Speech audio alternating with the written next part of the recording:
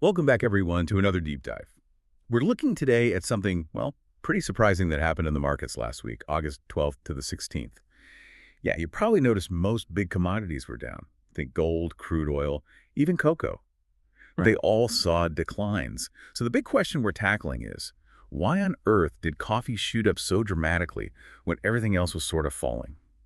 That's our mission today, to unpack what's unique about the coffee market right now. It really was dramatic. Surge almost doesn't cover it. We saw these explosive gains in both Arabica and Robusta futures. Okay, give us the numbers. Right. So Arabica jumped 10.50% for the week, pretty big, but Robusta, it was up a massive 15.87%.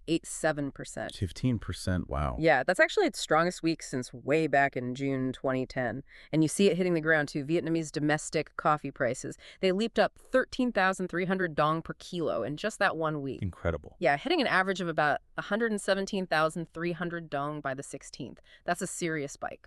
And it is so striking, like you said, compared to everything else. Mm. Gold down over 3%, oil down nearly 1.7%, cocoa down 3.4%, and coffee is just off to the races. Yeah. So what was driving it? It can't just be simple supply and demand, can it? What else was mixed into this coffee cocktail? No, it was definitely more complex than just basic supply. Those supply concerns were a major starting point, a real catalyst. Okay. You had Brazil, the world's biggest producer, and Vietnam, the top Robusta grower, both showing tighter availability. How so?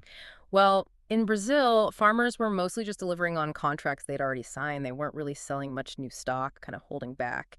And Vietnam, they're in their off-peak season right now, so less new supplies coming out naturally. Oh, okay. So that scarcity, especially for the Robusta coming out of Vietnam, definitely gave prices a strong push upwards. Right, so limited supply from the big players was definitely part of the story, but I'm guessing technicals and maybe speculative money played a role too, Yeah. especially with a huge Robusta jump. Exactly. That's where it gets really interesting, and it helps explain why Robusta outpaced Arabica so much. If you look at technical indicators like the RSI, the Relative Strength Index, it basically tracks price momentum. Arabica's RSI hit 76.11%, still high. But Robusta's, it was like an eye-watering 82.4 euro percent. Whoa, that's deep in overbought territory, isn't it? Deep, yeah. That's a signal traders watch, suggesting the price went up too fast, maybe too far, and could be due for a correction. Okay. And then you add in the speculative funds. These big players, after weeks of selling coffee futures, completely reversed course. They flip. Completely flipped. They bought heavily, especially on the Robusta exchange. We're talking nearly 4,000 lots in just 1 week. And for futures, that's a substantial amount of buying pressure. Oh, absolutely. That sudden influx of speculative buying was a major driver behind Robusta's really outsized performance. It's always fascinating how much those fund flows can move a market. Is there a worry that this becomes, a speculative bubble?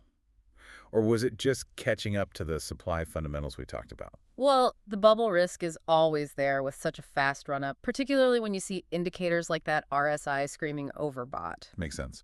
But beyond the specs, there are definitely other things feeding into it. Broader economic factors, policy stuff. Like what? Currency moves played a part. The Brazilian real got a little stronger, which makes their coffee slightly more expensive for buyers using dollars. So that helps support dollar-based futures prices. Okay. And then tariffs, you can't ignore those. The U.S. has these significant tariffs, 50% on Arabica from Brazil, 20% on coffee from Vietnam. Right, 50% is huge. It is. Well- And it means a lot of roasters have actually been holding off on buying, kind of hoping those tariffs might get lowered. So it creates this weird dynamic. The market's hesitant because of policy uncertainty, but the tight supply is still pushing prices up. Exactly. That tension is key.